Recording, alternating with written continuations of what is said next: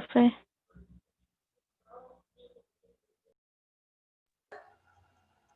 ¿Ya ahora sí ya me escuchas? Sí. Perdón, es que me había muteado.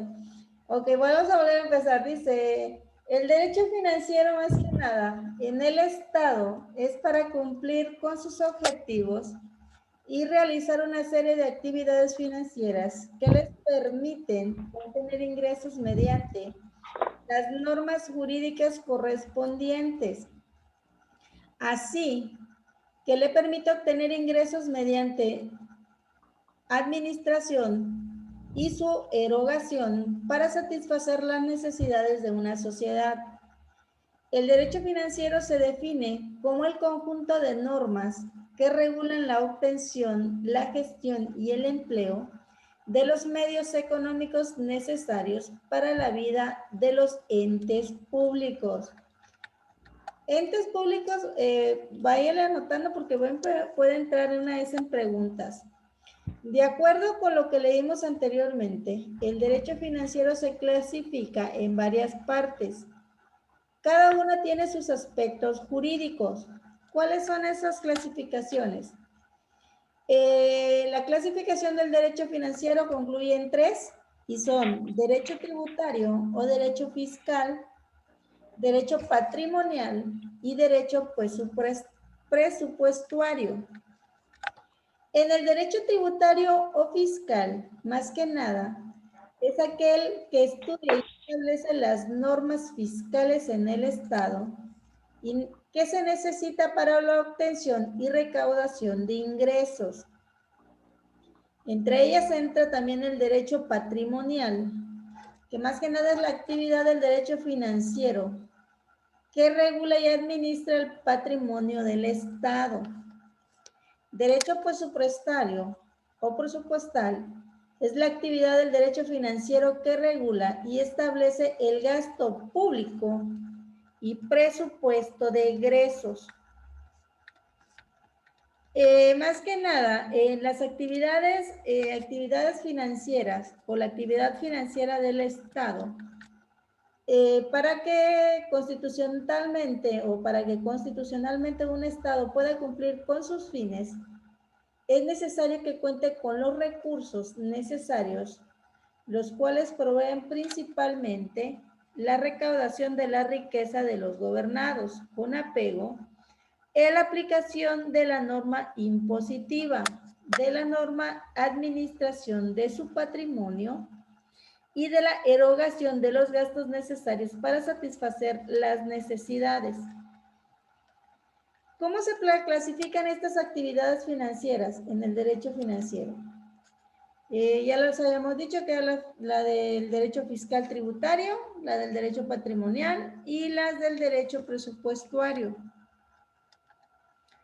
La actividad financiera de un Estado forma parte de las finanzas públicas y se construye por los ingresos y gastos del Estado. Además, realiza las funciones financieras, que por ello es importante la ley de ingresos y presupuestos de egresos de la Federación. Más que nada que al final cada año da a conocer el Poder Ejecutivo en el Diario Oficial de la Federación, en donde se señala de manera específica los ingresos que representan o que se esperan recibir durante el ejercicio y los rubros en donde se aplicarán. Además, se presentan aspectos que vinculan la actividad financiera de un Estado. En ella tenemos varios aspectos. Vamos a mencionar uno. El aspecto económico, el aspecto político y el aspecto jurídico. En los aspectos o las actividades que tiene el aspecto económico, podemos encontrar esta actividad financiera tiene una dimensión económica, por cuanto ha de ocuparse la obtención o inversión de los recursos de un índole necesario para el cumplimiento de los fines. El aspecto político se refiere a que en la obtención de los ingresos deberá participar el poder legislativo y donde debatirán, se acordarán y se crearán las leyes respectivas. En el aspecto jurídico, en las actividades financieras del Estado deberán estar enmarcadas en las normas jurídicas que regula un Estado de Derecho.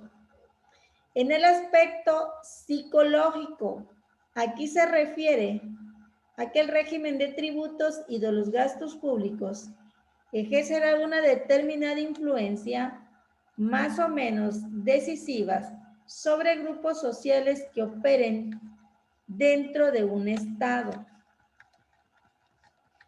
Las fuentes formales de un derecho fiscal.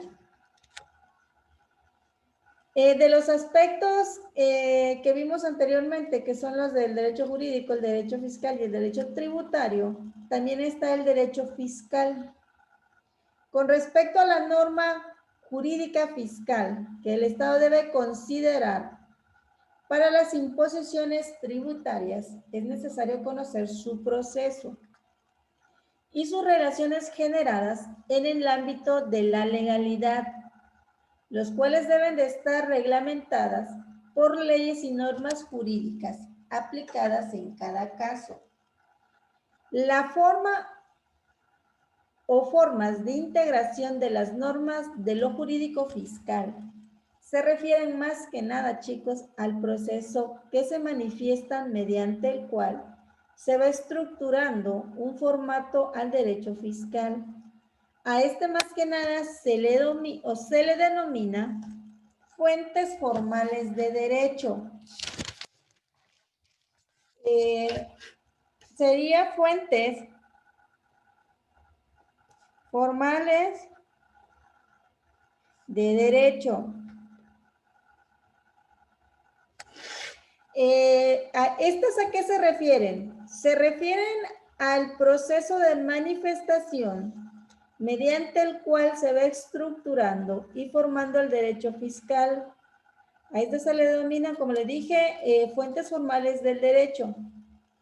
Por fuente se define más que nada el proceso de creación y estructuración de las normas jurídicas tributarias, así como los procedimientos o formas de actos o hechos y medidas o medios de creación o interpretación de las cuales tienen origen los principios de las leyes en general. Cuando yo menciono las leyes tributarias fiscales, ¿a qué me estoy refiriendo cuando menciono las leyes tributarias fiscales? ¿Cómo a qué tipo? El pago de los impuestos, las declaraciones anuales. Ajá. Bueno. El IVA parece también que es un... El IVA es uno de ellos. Esos van con llevar. Las fuentes formales de derecho están clasificadas. Anoten lo siguiente. Clasificación de ellas. La Constitución es la primera. La Constitución.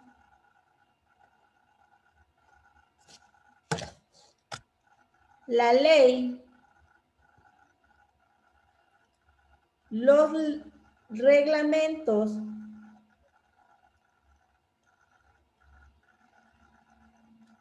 Los decretos de ley y decreto delegado. Circulares.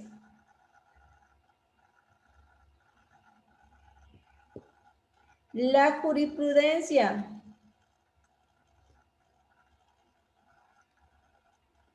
Los tratados. ¿La qué, maestra? ¿En dónde te quedaste? Después de circulares. A la jurisprudencia. Juris, jurisprudencia, va todo junto. La jurisprudencia, los tratados internacionales y la doctrina.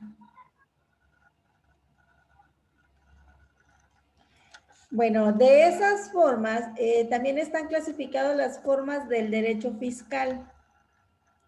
En la Constitución más que nada es la fuente por excelencia del derecho en cuanto se determina la estructura de un Estado, la forma de gobierno, la competencia de los organismos constitucionales y administrativos, los derechos y deberes de los ciudadanos, la libertad jurídica y determinados problemas básicos de una comunidad elevados a la categoría de constitucionales para mantenerlos permanentemente fuera de los vaivienes de los problemas políticos cotidianos.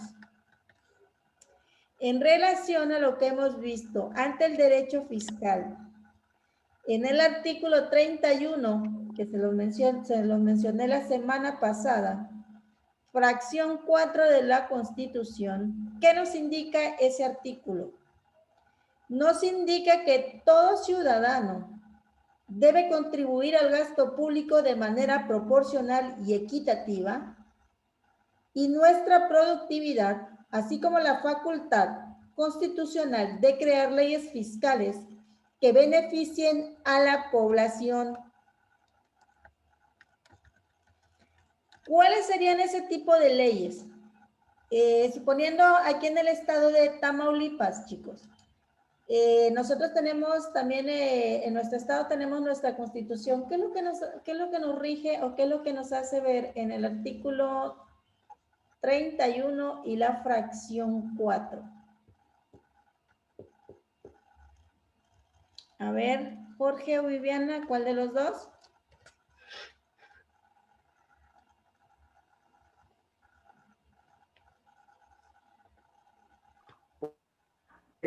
Repetir, o sea, porque dijo usted sobre algo de las leyes que nos hacen ser, ¿verdad? Así. Sí, pero también te estaba yo hablando dice de la Constitución. Más que nada, qué nos menciona el artículo 31, fracción 4? Vale. No, si le soy sincero, maestra, que no tengo idea. Viviana, ¿qué nos menciona el artículo 4, el artículo 31, fracción 4?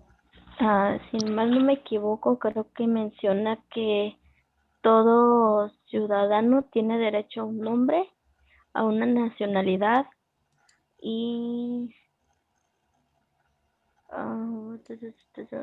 un nombre y una nacionalidad, si mal no me equivoco.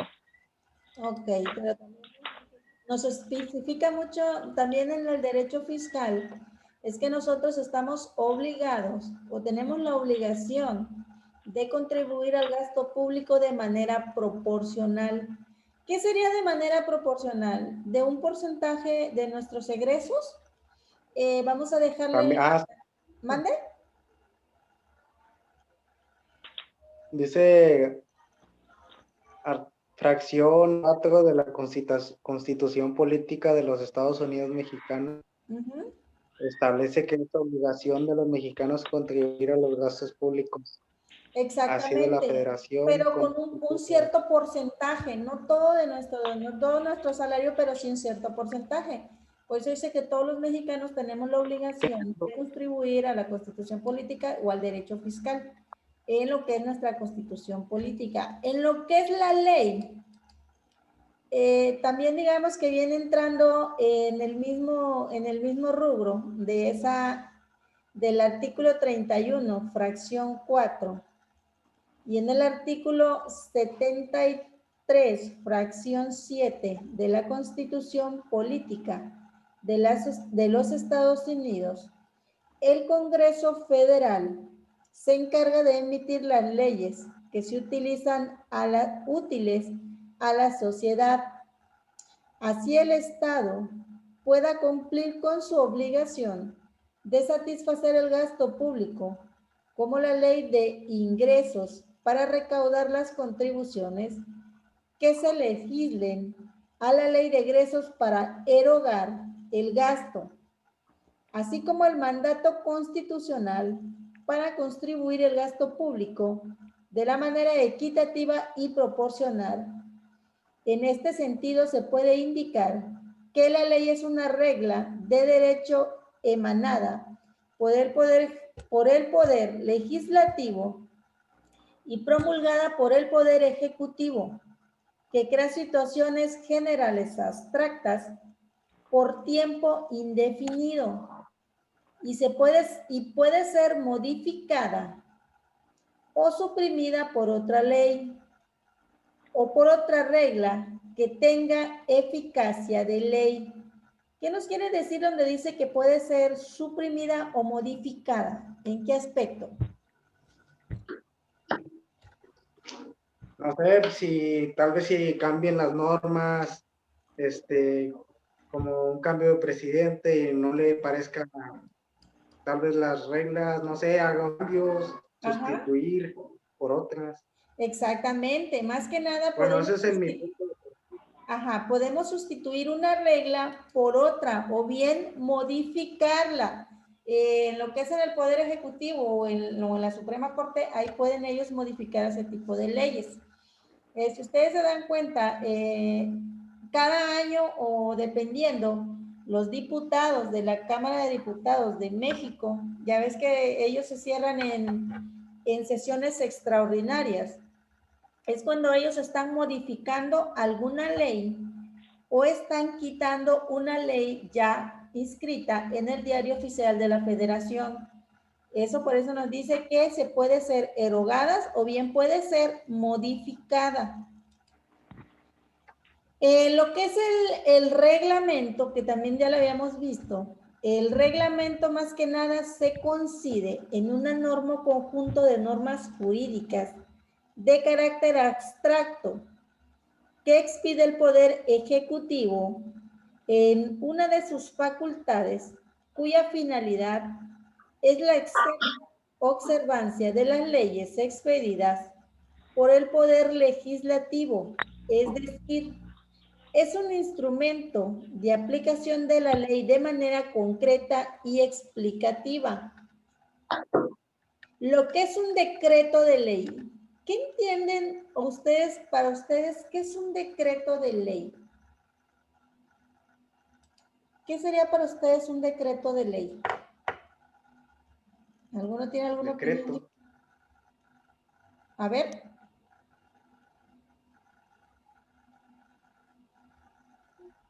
A ver, Jorge, ¿tienes algo sobre el decreto de ley? Ahí voy.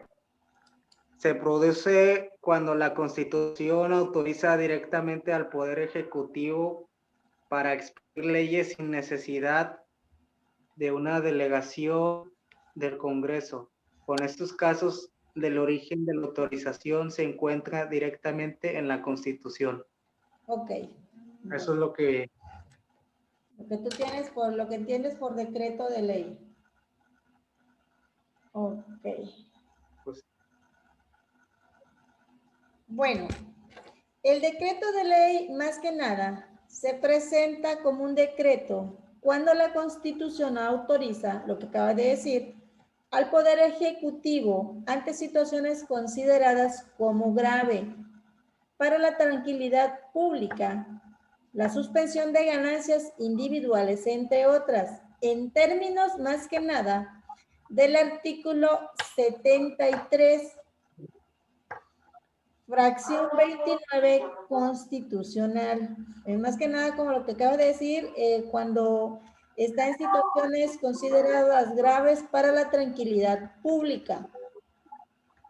El decreto delegado. El decreto delegado, más que nada, este decreto es diferente a los otros. Se identifica a un derecho delegado cuando la Constitución autoriza el Poder Ejecutivo o autorizada por el Poder Ejecutivo para emitir normas con fuerza de ley por un tiempo limitado y para objetivos definidos. Vamos a poner un ejemplo. Un ejemplo, la delegación de facultades para legislar en manera tributaria a favor del presidente. El artículo 131, fracción 2 del párrafo de la ley fundamental, en la que el presidente puede aumentar o disminuir las tarifas de impuestos de importación para regular el comercio exterior. ¿Qué le llaman a las que son decretos delegados? Cuando el presidente de los Estados Unidos puede ejercer o disminuir bien las tarifas de impuestos, pero son limitadas. No tiene la facultad como para ejercerlas temporal o definitivamente. También tenemos otras, los que son las circulares. ¿Qué serían las circulares? Estas más que nada se derivan del reglamento. También se manejan como una disposición administrativa, solo que el reglamento únicamente la puede expedir el presidente de la República, y la cual circula o se expide a funcionarios superiores de la administración pública. ¿Cuáles serían ustedes como quienes entenderían por funcionarios superiores a la administración pública? ¿Quiénes serían? Los funcionarios públicos. Ajá, pero como ¿quiénes serían? Más o menos, ¿quiénes serían ellos? Pues son los encargados de hacer cumplir la ley, ¿no? Digo. Pero aparte nos están mencionando lo que tienen, como dice, una mayor jerarquía. Vamos a decirle así, una mayor jerarquía. ¿Como cuál sería como una mayor jerarquía? Como un presidente, aquí, ¿cómo le llaman a los presidentes del municipales? Ellos tendrían Cámara una mayor jerarquía. Una mayor jerarquía Pues, en eso. Por eso dice, este reglamento solo únicamente lo puede expedir el presidente de la República, y hacerlo circular las expiden también los funcionarios superiores de la administración pública. Por eso, como dicen, como tenemos nosotros también podemos mencionar que un funcionario alto vendría siendo como la presidenta o la alcaldesa de aquí del estado de Tamaulipas. Ella vendría siendo, o ella tiene un cargo público alto, que ella puede hacer más que nada circular ese tipo de reglamentos. La que es la jurisprudencia. ¿Qué es la jurisprudencia? Aquí se los mencioné también. Esta tiene más que nada gran importancia como fuente formal del derecho, ya que la mayoría de las reformas e innovaciones que se introducen en nuestras leyes, ya sea porque pueden detectar errores o se precisan conceptos, obedecen a sentencias que los organismos jurisdiccionales han emitido en una serie de casos análogos. La jurisprudencia, más que nada por sí misma, no modifica, deroga o crea leyes fiscales, sino que únicamente puede determinar la convivencia, en su caso, el contenido de la modificación. Bueno. ¿Sí?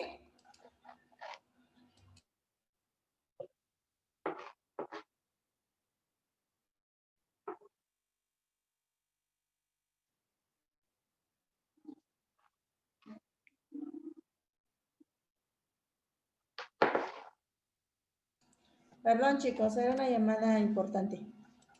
Sí, no sé. Digamos que la jurisdicción progresista, como estábamos diciendo, no modifica ni deroga o crea leyes fiscales, sino que únicamente puede determinar la convivencia, en su caso, el contenido de la modificación, derogación o creación de esas leyes que se hagan a través de los organismos competentes Para ello está la creación de las leyes por los órganos competentes. ¿Quiénes son los órganos competentes? Más que nada, una fuente formal, sino una fuente real de las leyes fiscales.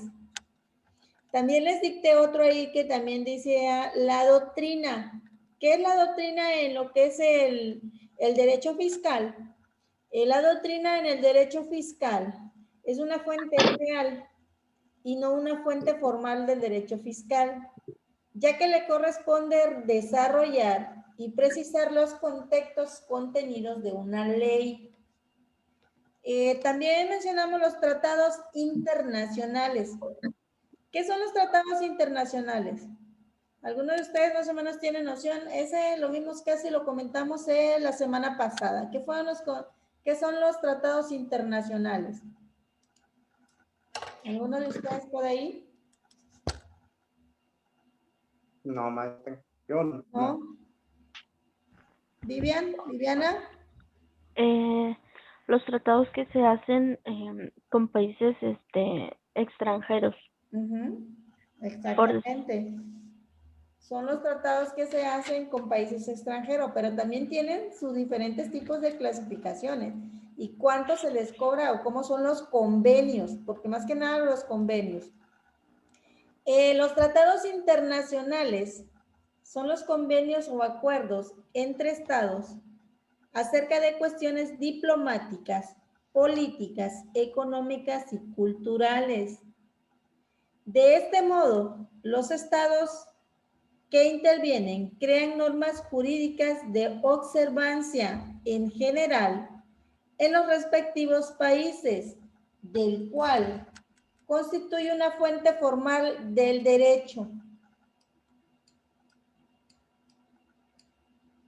Bueno, chicos, si ustedes se están dando cuenta, de aquí, de lo que acabamos de leer, van a basarse su examen. El examen, te salió tu compañero, ¿verdad? El examen lo vas a querer que lo haga yo de manera oral. ¿Se te hace más fácil de oral o se te hace más fácil que yo lo haga en Classroom? Te lo puedo aplicar mañana.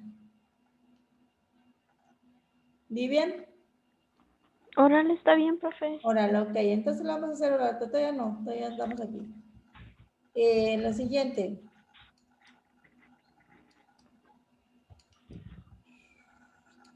El poder tributario del Estado.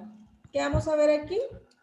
La potestad de la competencia tributaria, limitaciones del poder tributario, los ingresos tributarios y los ingresos no tributarios y los ingresos de la ley de la federación. En esto también tenemos un mapa conceptual. ¿Cuáles son los que vienen en el mapa conceptual del poder tributario del Estado? Están funciones de normativa, administrativa y jurisdiccional. También en esta ley aplica la ley fiscal en tiempo y lugar y la ley de ingresos del Estado. En las que son funciones de normatividad administrativa y jurídica, tendremos la potestad y la competencia tributaria. En la aplicación de la ley fiscal en tiempo y lugar, tenemos la limitación del poder tributario y en la última que viene mencionada, que son los ingresos del Estado. Más que nada son tributarios o no tributarios de la ley de ingresos. La potestad y competencia tributaria. Más que nada aquí, el poder tributario del Estado se ejerce de acuerdo a las facultades que otorga la Constitución. Es decir, crear leyes que sean de utilidad a la sociedad y que sea realizada por medio del poder legislativo, en donde se aprueba la ley de ingresos de la federación, que contienen las diversas leyes fiscales correspondientes. En nuestro caso o en el caso del Poder Ejecutivo, lo sancionará y lo publicará en el Diario Oficial de la Federación para su aplicación, además de proveer en la esfera administrativa para su cumplimiento y cuando esté facultado por la ley debe de dirimir las controversias entre la administración y el gobierno que surgen con motivo de aplicación ante una ley impositiva o, en su caso, a través del Poder Judicial. ¿Qué es una ley? Ante la potestad tributaria del Estado comprenden las funciones. ¿Cuáles son las funciones que comprenden en ese tipo de la potestad tributaria de un Estado? Son las siguientes: las normativas, las administrativas y la jurisdiccional. Un ejercicio, más que nada, un ejemplo. Si el Estado tiene, mande. Se fue el internet. Sí, ya sé, eso pensé. Sí, de hecho, desde ayer está fallando la señal, digo, por si me vuelvo a salir o ya no puedo entrar, porque a veces que sí se está tardando bastante en llegar.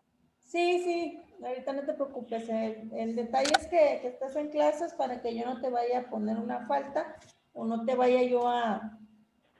Porque iba a aplicar examen y vamos a hacer oral.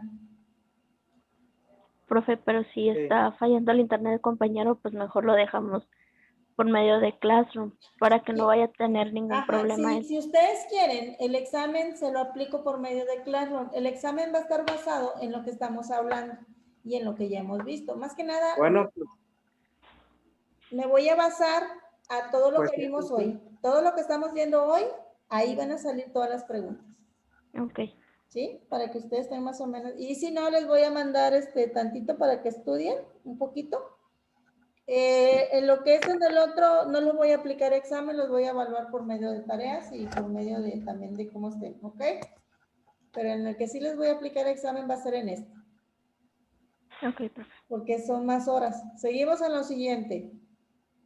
Estábamos diciendo que un ejemplo de ellos, más que nada, es si el Estado tiene facultades de legislación, de reglamentación, de aplicación, de jurisdicción y de ejecución que ejercen los poderes tanto el legislativo, el ejecutivo y el judicial, según la competencia que confieran las leyes respectivas. En el poder jurídico del Estado, para establecer las contribuyentes, existen varias variantes. Las diferentes variantes son del poder tributario, son contribuciones. En lo que es en la función normativa, le sigue la facultad de legislación y la facultad de reglamentación. En la siguiente función, que es función administrativa, está la facultad de aplicación y la facultad de ejecución. En la que sigue son las funciones jurisdiccionales y la facultad de jurisdicción, que es la que se encarga de representar actividades en el marco jurídico. ¿Cuáles son las limitaciones del poder tributario que tiene un Estado? Como mencionamos anteriormente, acerca del poder del Estado, la imposición de las leyes tributarias y la participación de los poderes legislativo, ejecutivo y judicial. Creo que vamos a entrar a las 2:50, parece que está la otra, ¿verdad? Sí, a las 2:50. Ok, Sí, acuérdense que entramos en el mismo link para que no se pierdan. Okay. Más que nada, la participación de los poderes tanto legislativo, ejecutivo y judicial. Cabe recalcar, o más que nada es necesario ver la observancia del marco de legalidad, el cual es indispensable en un Estado de Derecho. Aquí más que nada, sin embargo, las leyes tributarias que el Estado imponen tienen sus limitaciones, ya sea que exista una ley de ingresos que ejerce un derecho fiscal, en donde se mencionan las diversas leyes impositivas aplicadas para ese ejercicio, así como también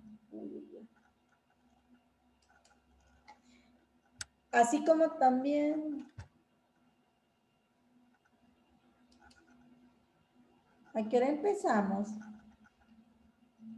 ¿A las 2:10 o a las 2:05? Creo que empezamos antes, ¿verdad? Más sin embargo, aquí tenemos, nos dice que tanto el Poder Judicial, el Ejecutivo y el Legislativo, ellos tienen también la obligación de, o la legalidad, de que los estados de un derecho sean congruentes.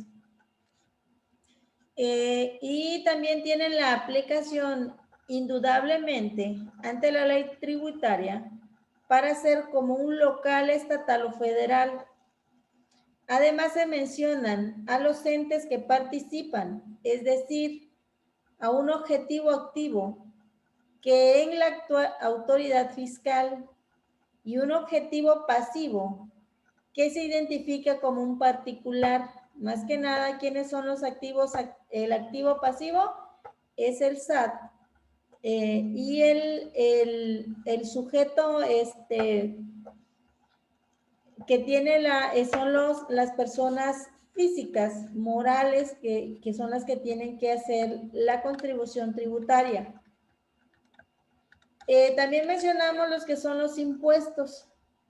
En los impuestos tenemos un artículo en la fracción 1 del Código Fiscal de nuestra federación, que los impuestos son tribuciones establecidas ante la ley que se deben pagar.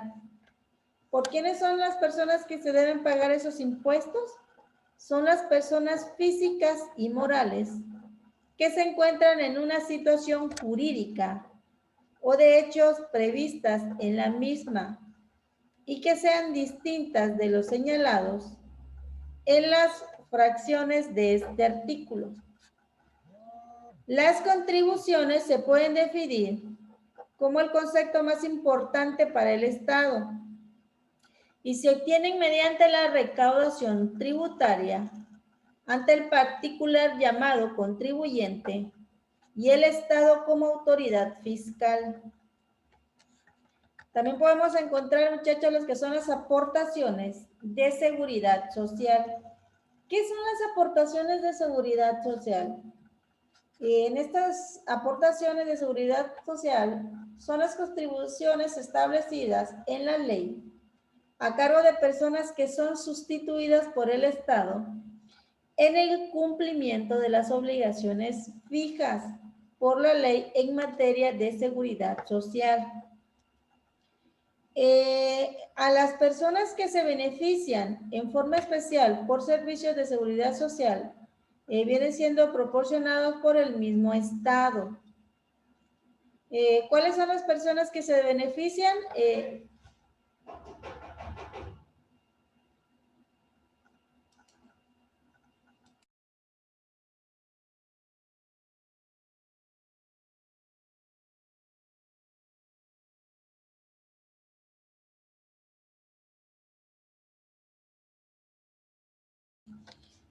Ok, muchachos, entonces seguimos y de las que están las aportaciones de seguridad social. ¿Qué son los derechos? Los derechos son todas las contribuciones establecidas en la ley por el uso o aprovechamiento de los bienes de dominio público de la nación. ¿Cuáles son los dominios públicos de la nación que ya habíamos mencionado? Acuérdense bien cuáles eran los dominios, los que son de dominio público de la nación. ¿Cuáles eran, muchachos? A ver, Viviana. Esa te tocó a ti, Viviana. De dominio público, parques, museos, zoológicos, acuarios,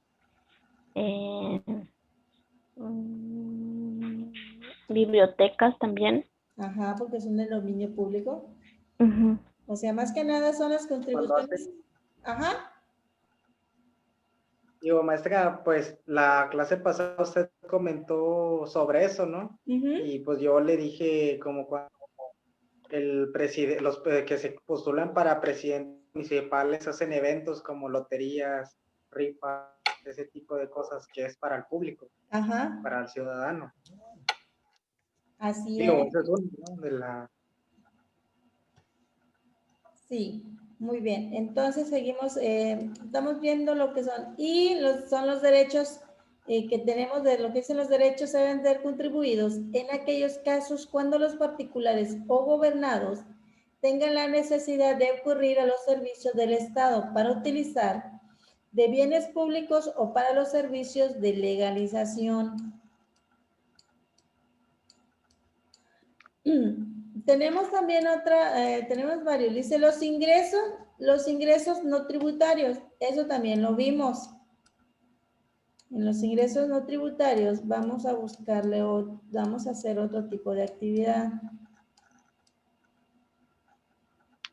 Hombre, chicos, si se los hago en claro, van a tener preguntas de dónde tener. Nada más se les voy a hacer 10 preguntitas. Habíamos visto Sí, lo está que es bien, la ¿no? ley. ¿Mande? Que sí, no, digo que está muy bien. Ok, vamos a ver las que son las características de la ley fiscal. Existen diferentes características tanto de la ley fiscal como de la ley tributaria. Las características particulares de la ley fiscal es un acto emanado del poder legislativo que crea situaciones jurídicas abstractas e impersonales y es la voluntad del Estado emita por el órgano que constitucionalmente esta facultad tiene características, la primicia sobre cualquier otra regla anulando o anulada aquella que se impone para no ser modificada ni derogada. ¿Qué quiere decir? Que en lo que son las leyes fiscales no pueden ser impuestas ni pueden ser modificadas.